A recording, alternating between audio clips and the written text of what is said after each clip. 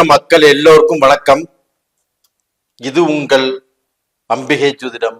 நான் உங்கள் ஜி கோபால் பேசுகிறேன். இன்னைக்கு நம்ம சொல்ல வந்த விஷயம் என்னன்னா, ராகு கேது பெயர்ச்சி. இந்த ராகு கேது பெயர்ச்சி ஆப்பட்டது 2025 மே மாசம் 18ஆம் தேதி பெயர்ச்சியாகி 2026 டிசம்பர் வரைக்கும் இந்த ராகு கேது பெயர்ச்சி இருக்கும். இது போக இந்த வருடத்தில் குரு பெயர்ச்சி, சனி பெயர்ச்சி, இந்த ராகு கேது பெயர்ச்சி, இந்த எல்லா பெயர்ச்சியும் சில முக்கியமான பெயர்ச்சிகளும் இந்த வருடத்துல தான் நடக்குது. இந்த வருடம் ரொம்பவுமே சிறப்பான வருடமாக எல்லா ராசிக்காரங்களுக்கு இருக்கும்.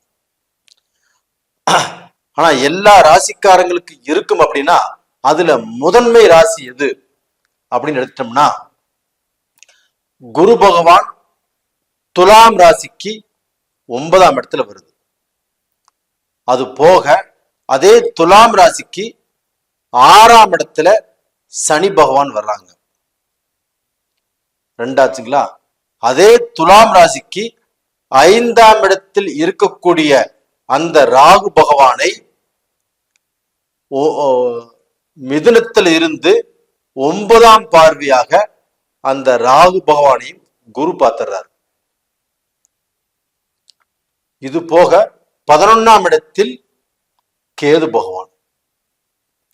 இந்த எல்லா பெயர்ச்சிகளும் நல்லபடியாக ஒத்து வந்த ஒரே ஒரு ராசி எந்த ராசினா துலாம் ராசி தானுங்க.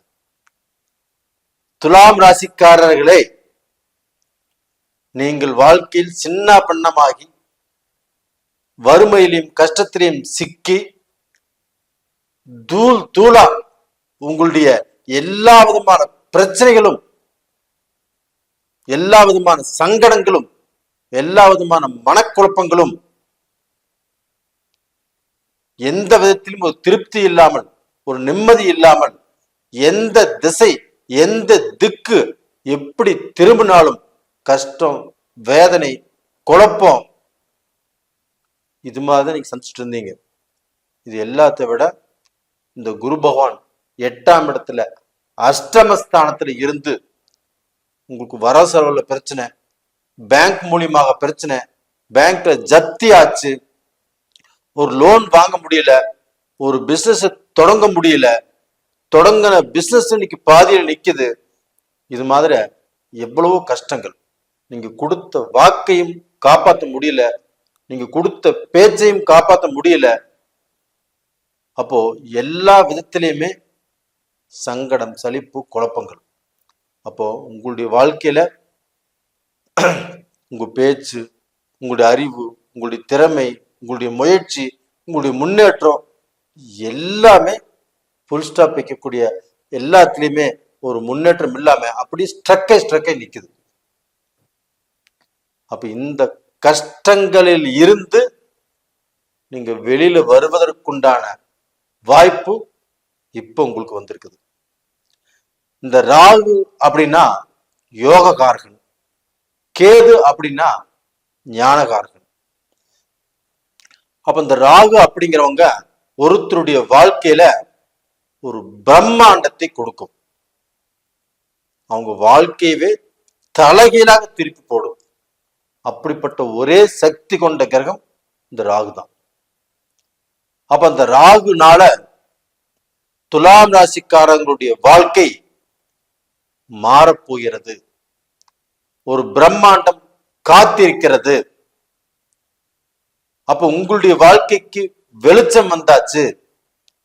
நீங்க இருட்டுல மாட்டிட்டு எந்த திசையில போறது, எந்த திக்குல போறது, எதை நாம தேடி போறதுன்னு தெரியாம குழப்பத்துல இருந்தீங்க.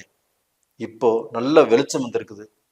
எந்த வழியில போகணும், எந்த வழியில போன நல்லது நடக்கும் அப்படிங்கிற இந்த போர்டே எழுதி வச்சிருக்கும். இந்த வழியில போங்க, இந்த வழியில போகாதீங்க அப்படின்னு. இப்போ துலாம் ராசிக்காரங்களுக்கு இனி தொட்டது எல்லாமே வெளிச்சம்தான். அப்ப அந்த தொட்டது எல்லாமே பொன்னாகும் நேரம் வந்தாச்சு. அப்ப பாத்தீங்கன்னா ராகு வந்து கொடுத்து கெடுப்பாருன்னு சொல்லுவாங்க, கேது வந்து கெடுத்து கொடுப்பாருன்னு சொல்லுவாங்க. ஆனா இப்ப இந்த ராகு பகவான் ஆப்பட்டது உங்களுக்கு கொடுக்க வேண்டிய டைம் வந்தாச்சு. அப்ப இந்த கொடுக்க வேண்டிய டயத்துல வந்து கண்டிப்பா உங்களுக்கு கொடுத்தே தீரும். இது யாராலையும் தடுக்க முடியாது. அப்ப காரு, பங்களா, அந்தஸ்து, நல்ல வாழ்க்கை, அப்ப வாழ்க்கையின் உயரத்துக்கே வரக்கூடிய யோகங்கள், இது எல்லா விஷயத்தையுமே உங்களுக்கு ராகு பகவான் கொடுப்பாரு. ஏன் கொடுப்பாருன்னா, இந்த ராகு பகவானை குரு பகவான் 9ஆம் பார்வையாக அந்த ராகு பகவானை குரு பகவான் பார்த்ததுனால குரு சண்டால யோகம் அப்படிங்கிற யோகம் உங்களுக்கு அமைஞ்சிருச்சு. இந்த யோகத்தினால கண்டிப்பாக உங்களுடைய கடன் கஷ்டங்கள் கண்டிப்பாக தீரும். நீங்க வெளிநாடு போகலாம், வெளிநாட்டுக்கு போவதற்கு எந்த தடையும் இல்லை, விசா வேணும்னாலும் கிடைக்கும். நீங்க பிசினஸ் பண்ற மாதிரி இருந்தாலும் பண்ணலாம், படிக்கிறதுக்கு போற மாதிரி இருந்தாலும் போகலாம், வேலைக்கு போற மாதிரி இருந்தாலும் தாராளமாக போகலாம். அதே சமயத்துல அந்த வெளிநாட்டுல உள்ளவங்க வேலை, பிசினஸ், முன்னேற்றம், இது எல்லா விஷயத்திலையுமே இங்கிருந்து போய் அங்க டாக்டரா இருக்கிறவங்க, வேலை செய்யறவங்க, இவங்க எல்லாத்துக்குமே நல்ல ஒரு எதிர்காலம் காத்துட்டு இருக்குது. தாராளமாக நீங்க போகலாம், செய்யலாம்.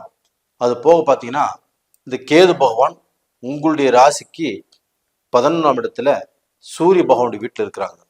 அப்ப அந்த கேது பகவான் உத்திரம் நட்சத்திரத்துல டிராவல் செய்யும் போது சூரிய பகவானுடைய அனுகிரகம் உங்களுக்கு இருக்கும்.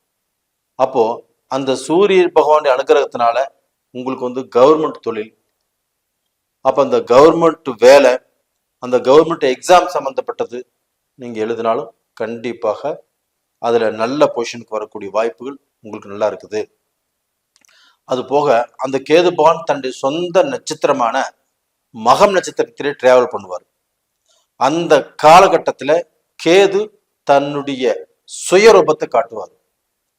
அப்ப என்ன, அவருக்கு வந்து ஒரு தெளிவான சிந்தனை, தெளிவான முடிவு, உங்களுக்கு போகக்கூடிய ரூட்டை காட்டுவாரு, அதுல சம்பாதிக்கக்கூடிய வாய்ப்பை காட்டுவாரு, அதுல சாதிப்பதற்குண்டான வழிகளையும் காட்டுவாரு. இது நடக்கும். இதுக்கப்புறமாப்பட்டது போரம் நட்சத்திரத்துல அந்த கேது டிராவல் பண்ணுவார். அந்த போரம்ங்கிறது சுக்கரனுடைய நட்சத்திரம். அப்ப உங்களுடைய ராசிநாதனே சுக்கர பகவான் தான். அப்ப அந்த சமயத்துல உங்களுக்கு ஆடம்பரம் வரும், பெரிய வீடு வாங்குவீங்க, பெரிய பங்களா கட்டுவீங்க, பெரிய சொத்துக்கள் வாங்குவீங்க. இது மாதிரியான யோகத்தை அந்த போரம் நட்சத்திர காலத்துல துலாம் ராசிக்காரங்களுக்கு கண்டிப்பாக கொடுக்கக்கூடிய வாய்ப்புகள் இருக்குது. ரெண்டாவது பாத்தீங்கன்னா, இந்த ராகு பகவான் சதய நட்சத்திரத்துல டிராவல் செய்யும் போது தன்னுடைய சொந்த நட்சத்திரமான சதய நட்சத்திரத்துல இருக்கும்போது உங்களுக்கு ராசிக்கு 5ஆம் இடத்துல ராகு இருந்து குழந்தை பாக்கியத்தை தடை பண்ணும். ஆனால் குரு பார்த்ததுனால அந்த தோஷம் விலகிருச்சு. அப்ப அந்த சதய நட்சத்திரத்தில் டிராவல் பண்ணும்போது உங்களுடைய மக்களுக்கு குழந்தை இல்லாத குழந்தை பிறக்கும். அதே சமயத்துல குழந்தை பிறந்து அந்த குழந்தை வளர்ந்து வேலைக்கு போயிட்டு இருக்கிறாங்க, இல்ல படிச்சு முடிச்சிருக்கிறாங்க, நல்ல வேலை கிடைக்குமா, கிடைக்கும். அது போக அவர் எதிர்பார்த்த தொழில் கண்டிப்பாக அமையும். அவங்களுக்கு எதிர்பார்த்த வாய்ப்புகள், அந்த வாய்ப்புகள்ல கண்டிப்பா நல்ல திருப்தி கிடைக்கும். இது வந்து சதய நட்சத்திரத்துல டிராவல் பண்ணும்போது. இதே வந்து அவிட்ட நட்சத்திரம், செவ்வாயுடைய நட்சத்திரத்துல டிராவல் பண்ணும்போது அவங்க கொஞ்சம் வேகமா இருப்பாங்க. அவங்களுடைய அண்ணன் தம்பி, அவங்களுடைய பிளட் சர்க்கிள், அவங்களுக்கு ஏதாவது இவங்கனால உதவி கிடைக்கும். ரெண்டாவது, இந்த பூர்வீக சொத்துக்கள்னால கண்டிப்பாக அந்த பூர்வீக சொத்துக்கள்ல இருக்கக்கூடிய பிரச்சனைகள் தீரும். அது போக வம்பு வழக்கு, கோர்ட்டு கச்சேரி, இது மாதிரி பிரச்சனைகள் இருந்தாலும் அந்த பீரியட்ல தீரக்கூடிய அளவுக்கு வாய்ப்புகள் இருக்குது.